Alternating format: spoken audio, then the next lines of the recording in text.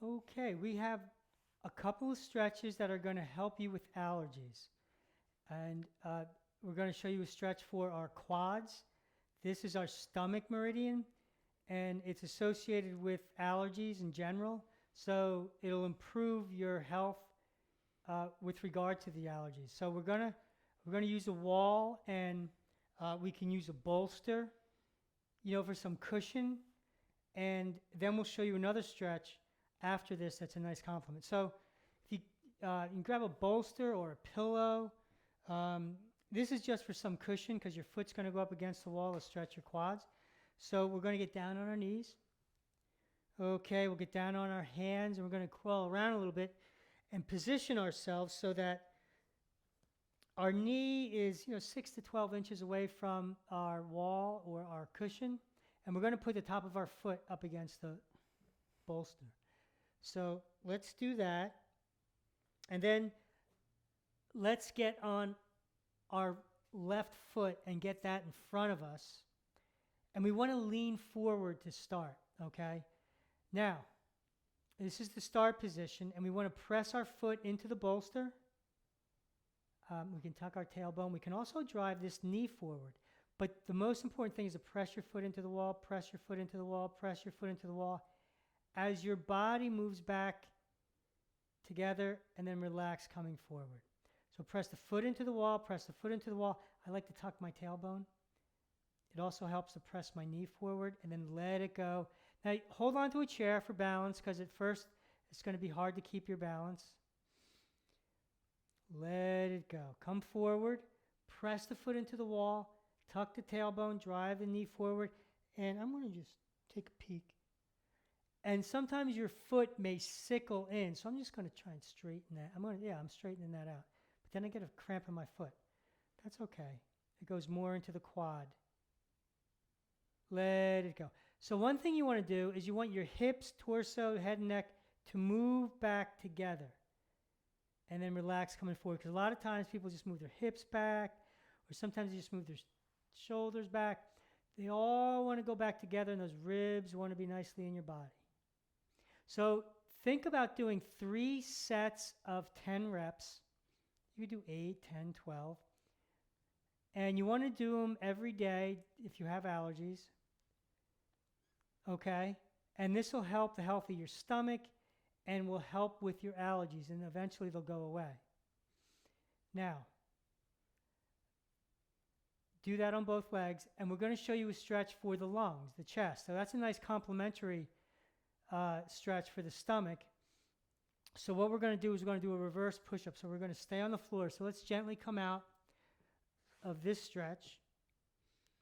And you can do this off your knees. You can also do it off your feet. So you want your hands shoulder width or wider. So mine are wider than shoulder width. And I'm in the start position. I like getting my knees back a little bit.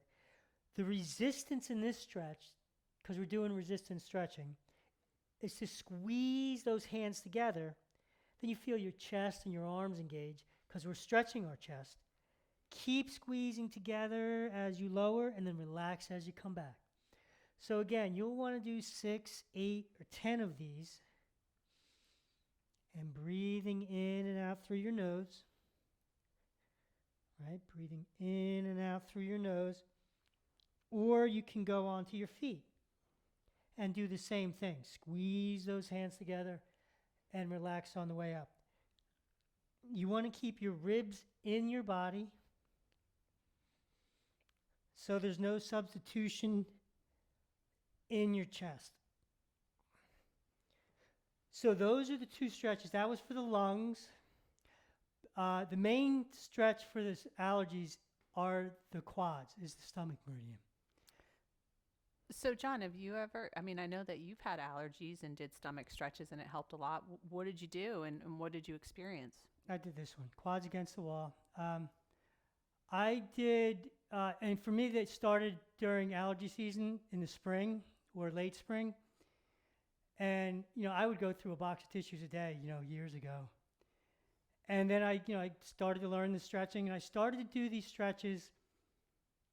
I'm going to say I did about sometimes 3 sets of 20 on each leg. every day. And the first year I had to do about a month straight. And they were totally gone.